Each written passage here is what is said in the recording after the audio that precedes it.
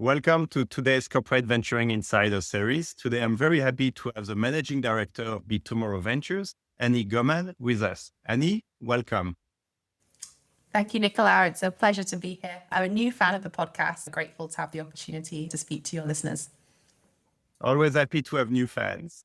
So, Annie, could you please share a little bit about your journey? How did you get into corporate venturing?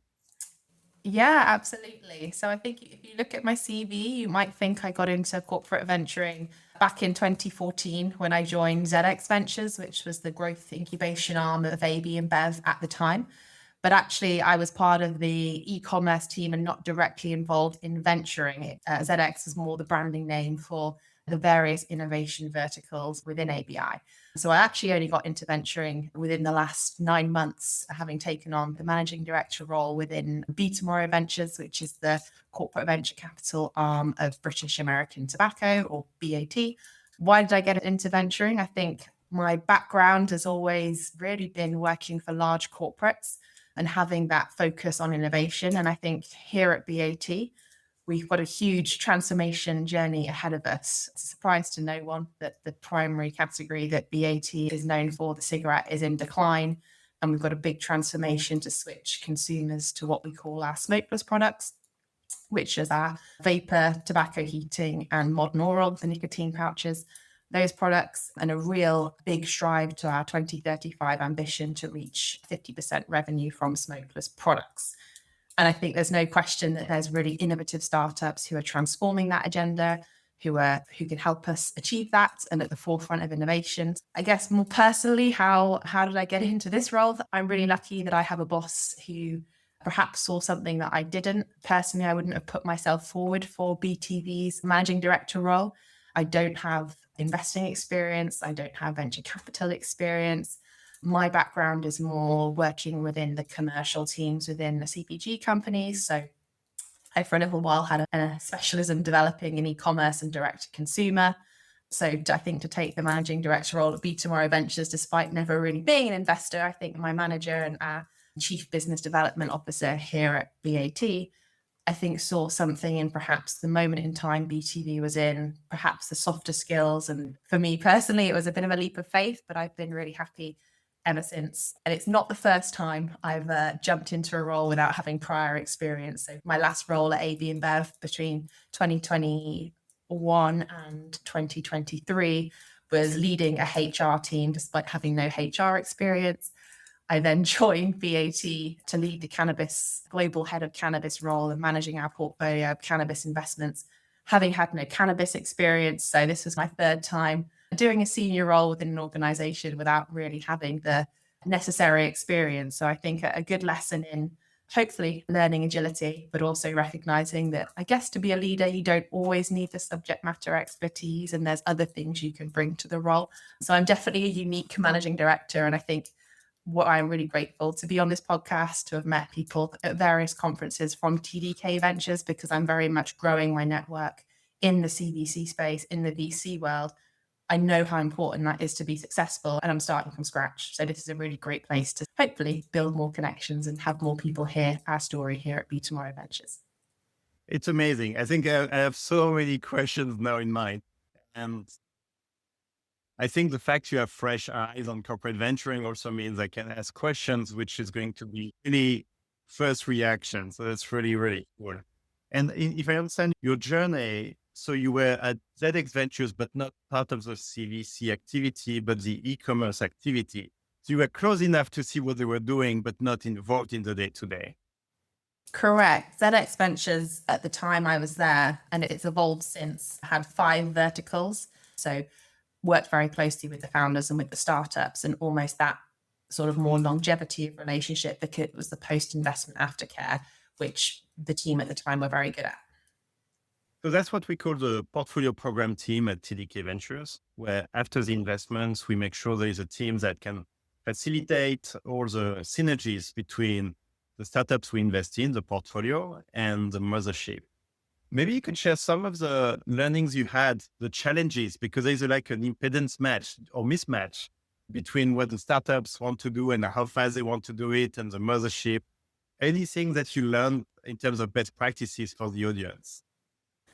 Yeah, I look back at what ZX did and it was almost quite ahead of its time. It wasn't called portfolio growth or portfolio development. And obviously that was started in 2014 before I think, at least to my understanding, that concept was really developed within the VC, CVC world. And it was all about growth and aligning behind a common goal. And I think the team responsible for that within ZX were very good at, I guess, being that bridge between the corporate and the startup. I think being part of the umbrella team, ZX Ventures, was really positive because you sort of had buffer between the corporate and the startup. Is there any best practice you had at ZX Ventures you're using now at Btomorrow Ventures on the engagements between startups and portfolio companies? Or maybe something that didn't quite work and you improved it at Btomorrow Ventures? You choose.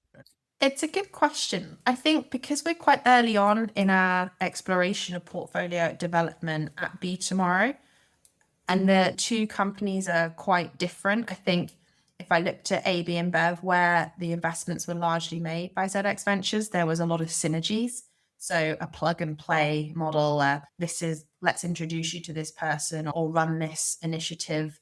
Whereas if we think about some of the portfolio companies that Btomorrow Ventures have invested in, they're not necessarily fully related to our core business or our core offering. If you think we're not investing in cigarettes, we're looking to invest in what we call beyond nicotine, which is our portfolio of functional food and drinks. BAT don't have the infrastructure or the distribution or the retail expertise when it comes to distributing full-size beverages across various countries, or what the category management looks like for functional snacks. So I think it makes our role as a corporate investor even more exciting because we're not just investing in products or brands. It's also what are the capabilities that are going to help us become a multinational CPG company. Yeah, I can see a really nice difference between your two experiences.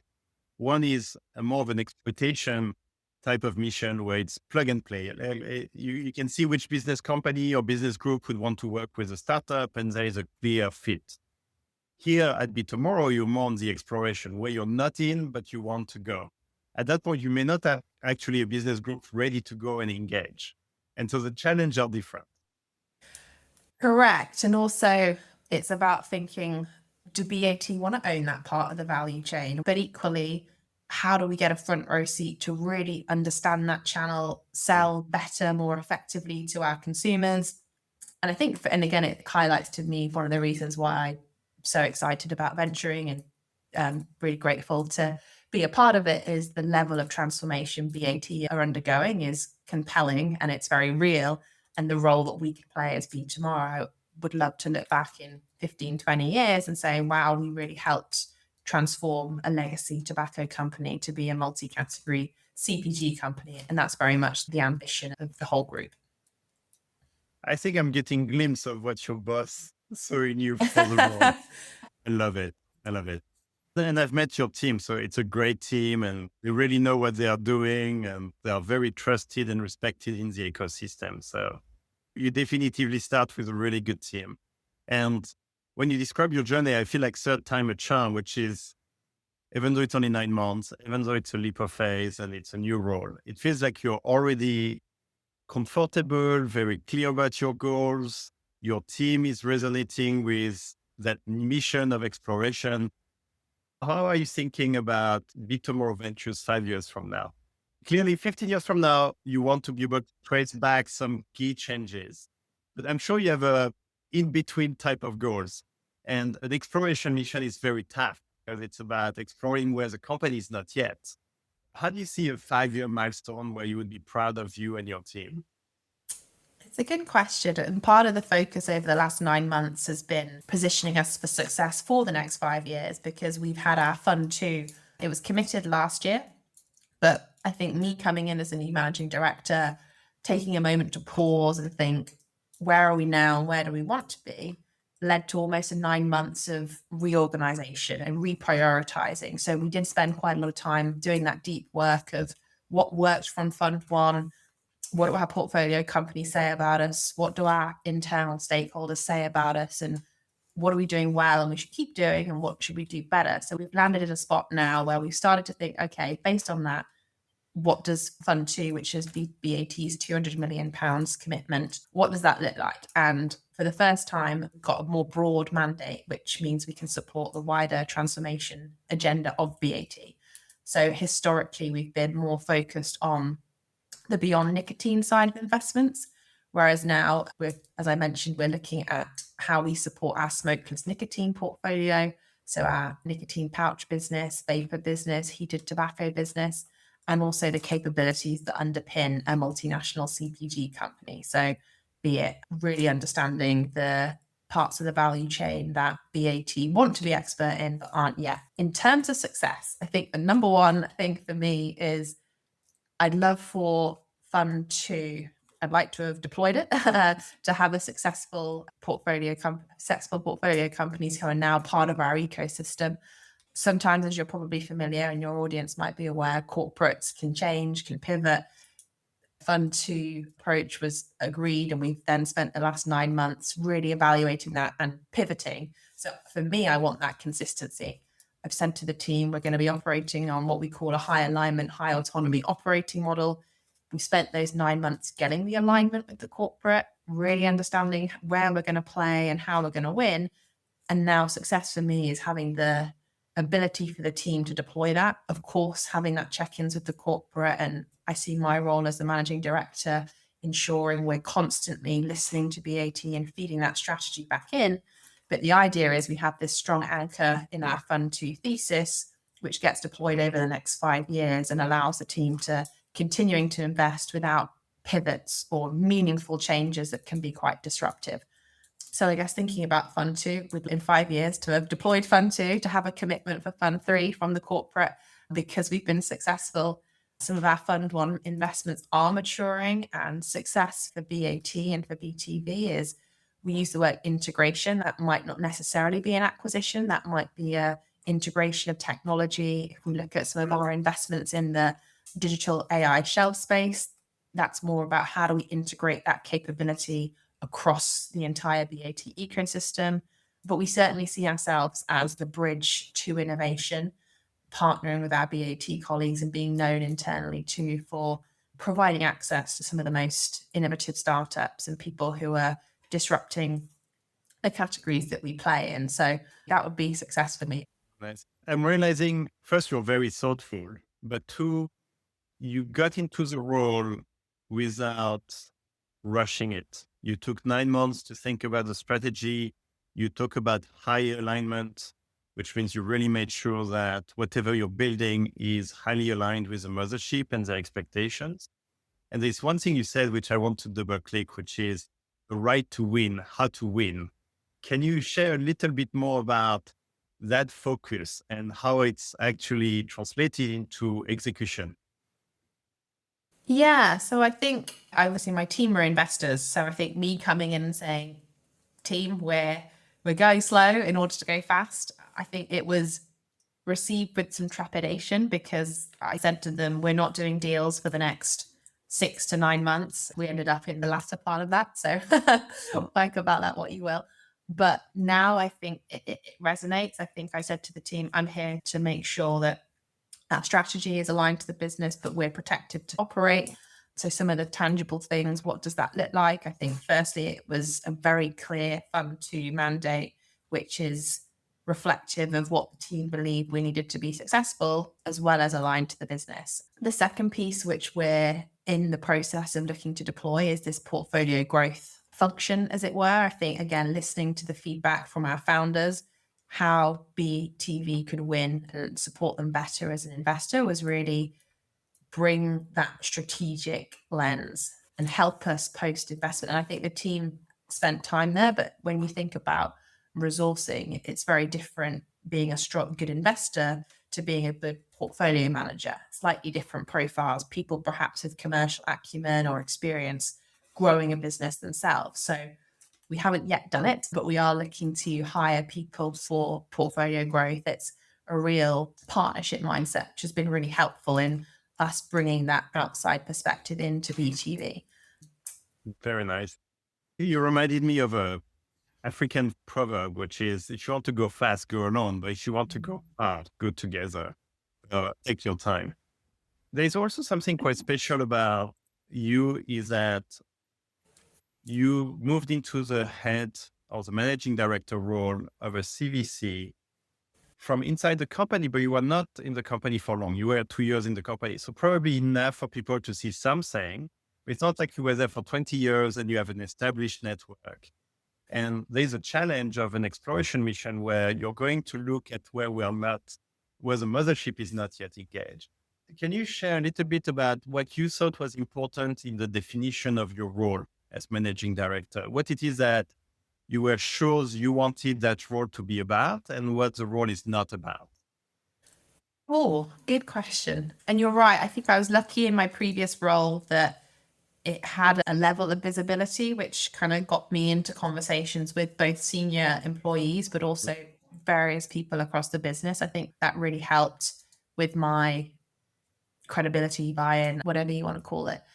Because my last few roles, I haven't been the subject matter expertise. I have developed more of a leadership style of empowering my team and providing for them what they need to do a good job and adapting my leadership as well to better bring the best out of them. So when I thought about what does the BTV team need, I think at the point I joined, we needed a better anchoring to BAT. I think because there was I guess, a question mark, or there was a certain, what's your plan, what's your strategy? And I think we hadn't reevaluated that since BTV's inception in 2019. So it was a really good moment that I started to pause and to anchor.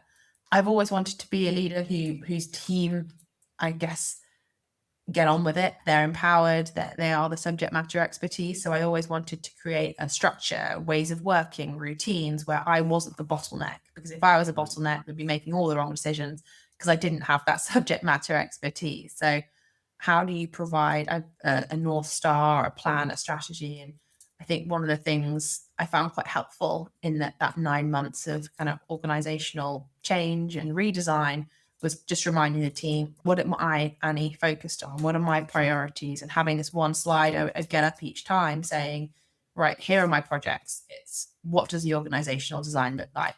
How are we progressing against our strategic narrative? All the things which I guess they weren't necessarily touching their day to day because their day to day continued. They continued to manage the portfolio. They continued to look at follow on investments. But this was I guess, that North Star, that strategy piece, which obviously I worked on with the team, but it was me as I guess, the new face, the senior leader that I was working on. I didn't want to be a manager as well who made false promises. I think that's really hard when you're trying to change things and anchor people into, I guess, the unknown. Like, we weren't sure if our new Fund 2 mandate would get approved. I think, again, I'm very impressed you didn't rush into it. You took your time to secure high alignment. I think for me, this is a golden nugget, is you really took the time to ensure high alignment so that then you can execute, then you can make commitments versus trying to make commitments, which then you will have to retract. So that one is really good. I'll share you my opinion about who is a customer. Yes, please. Because I think that's an important one. I think first, my opinion is that if you say the customer are both the mothership and the entrepreneurs, that's a total mistake because you're going to end up with corner use cases where if you haven't said who is a customer, you're going to end up with inconsistent behaviors by your team because they end up being the ones picking. I actually think that there's huge merit in deciding the customer is a mothership and the same for the entrepreneurs. What's important is to pick so that you have consistency, and consistency means you deliver value on a consistent basis, which builds your brand.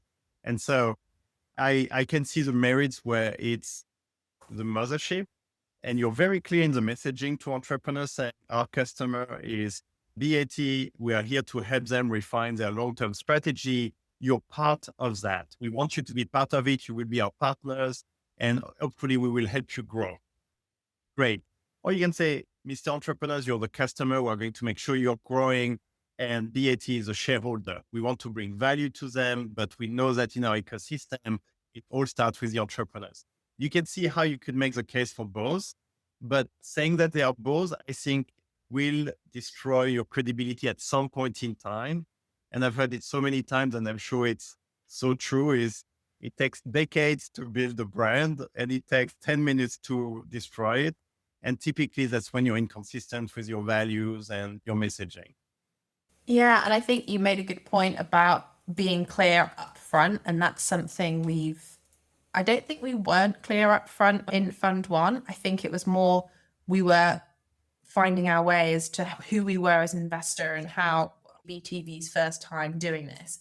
And I think to your point on why we took our time in the last 9 months, we had a lot of learnings from Fund One that we wanted to go through to synthesize and that to be the basis on which we started to redesign Fund Two. And I think that was actually quite consistent feedback we had was like it felt sometimes that priorities shifted or we thought this, but actually it didn't materialize. So I think that's to your point, that's one thing we're really leaning into is being really clear with the portfolio companies and our investment up front as to how we can support them and what type of an investor we want to be. I like it a lot, actually. I think it's really good. And you're making the point why I like to interview people who are just 1 year fresh into a CVC because they're thinking new. So I think you're thinking it really well. And I want to see how you're going to build it and execute it. Because it's on the high level view. I think you're building the right design with the right constraints. So that's really nice to hear. Yeah, and one of the things I feel really fortunate about with the C within a CVC is having access to people who know more than us, people expertise in the business. And sometimes it can feel quite overwhelming to think, why would BTV be able to invest in something when there's certain people in our business who know more than this? But I think one thing that's given me the confidence that we can play a meaningful role is significant thing we can do is join those dots up, bring the external lens and marry, I don't know, category understanding with local market expertise, with R&D. I think within a corporate, everyone has very busy jobs. Even the best well-intentioned people don't speak every day. So that's a key thing and the team are trying to do is know who's working on what and seek out expertise as we're going through the territories and landscaping and scouting, sharing this technology with this expert within the business because they're going to be able to assess that far better than us. Yes, we can say, is this an investable opportunity? But our vapor R&D person can advise, does this battery technology stack up versus what BAT currently has, but also what they've seen in the market. And that's really the role of BTV. I think the company, rightfully so, 99% of people are focused on the next 1, 2, maybe 3 years. It's really our responsibility to be thinking, where are BAT going to be in the next 5, 10, 15 years? And because people aren't thinking there, that's the thinking we have to do. And of course, that's spreading some well-educated bets.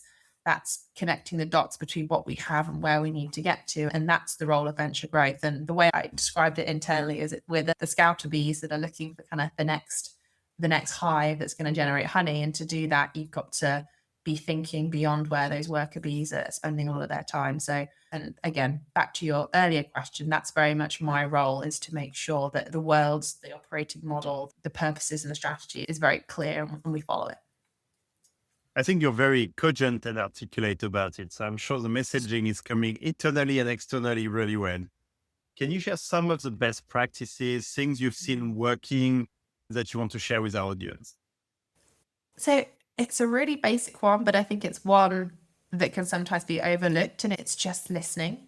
I think sometimes as a corporate, we might impose what we think or what our expectations are, but actually the founders that we work with in the portfolio companies, they know their businesses really well and not trying to shoehorn them into a place we want them to get to, but really taking the time to listen.